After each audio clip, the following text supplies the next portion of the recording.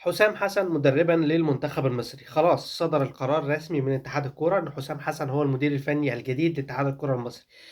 قبل ما اخش في تفاصيل الاختيار، يعني هبدي بعض الملاحظات كده، منها ان الاتحاد المصري لكرة القدم المبجل كان طلع قرار سابق ان محمد يوسف، الكابتن محمد يوسف، هو المدرب العام للمنتخب المصري لحين طبعا تمهيدا، ما قالش كده لكن ده كان معروف طبعا، وتم ابلاغ الكابتن محمد يوسف بيه تمهيدا للتعاقد مع مدير فني اجنبي.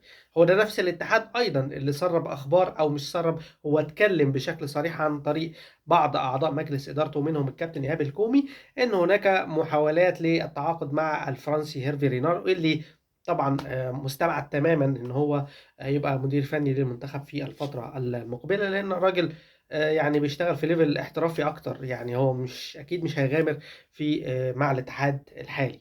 طيب، اختيار الكابتن حسام حسن، يعني انا من يمكن تابعت حاله انقسام ما بين الجمهور، او يمكن نسبه 70% رفض الاختيار مقابل 30% ترى ان هو يعني يستحق فرصة بصفته، يعني هداف تاريخي لمنتخب مصر، مهاجم فذ، كل هذه الأمور، وإن غيره كتير من المدربين حصلوا على فرص مع المنتخب أو المنتخبات بشكل عموما، بشكل عام.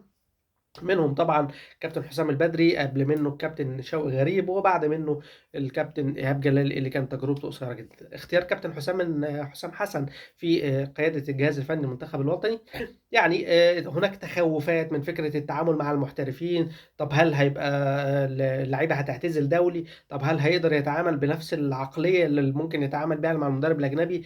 برضو الاسلوب التعامل شويه ممكن التجاوز في حق بعض اللاعبين، والشكاوى اللي كانت حصلت قبل كده. ولكن اظن مجرد اعتقاد، يعني ليس قائم على اساس، ان كابتن حسام حسن الذي لطالما انتظر هذه الفرصه منذ اكثر من 10 سنوات مش هيكون يعني، او اظن هيكون ان هو بالذكاء الكافي ان هو يقدر يتعامل مع هذه الحاله، لان هو مدرك قد ايه هذا المنصب يعني من قيمه المدير الفني للمنتخب الوطني، فبالتاكيد مش من مصلحته ابدا ان هو يفتعل ازمات مع اللاعبين سواء محترفين او محليين، بل بالعكس يحاول ان هو يكسب الثقه. لكن تصدير فكره ان لا ده هيشتم اللعيبه، لا ده هيتخانق، لا ده هيطلع يجري ورا اللعيبه في الملعب، يعني تسفيه من الاختيار بشكل. خلينا برضو نوضح الاساس اللي انا بتكلم عليه. انا مختلف مع اتحاد الكره جمله وتفصيلا، انا كنت شايف ان هو بعد الخروج من كاس الامم الافريقيه كان يجب ان، يعني كنوع من يعني الشعور بالمسؤوليه، ان هو يقدم استقالته. ولكن الراجل يعني كاتحاد كوره شاف ان المشكله عند فيتوريا، وان هو السبب فيتوريا. تقرير فيتوريا وان صح طبعا المتداول، هو بيقول ان في بعض اللعيبه ما ظهرتش بالمستوى الجيد. طب ليه يا عم فيتوريا؟ اصل الاجواء كانت صعبه في كوت ديفوار. طب ما على الكل يا عم فيتوريا. اصل في الاصابات اثرت علينا. امال كيروش يعمل ايه يا عم فيتوريا؟ فدي طبعا كلها مبررات. انا واحد كنت من الناس اللي مدافعين، اشد المدافعين عن اختيار فيتوريا في بدايه تجربته مع المنتخب الوطني. لكن فيتوريا ما قبل افريقيا حاجه، وما بعد افريقيا حاجه تانية. الراجل كانه منعزل عن العالم، كانه داخل بطوله يعني ما سمعش عنها قبل كده. فطبيعي هو ما عندوش خبرات في افريقيا، ما عندوش خبرات مع المنتخبات.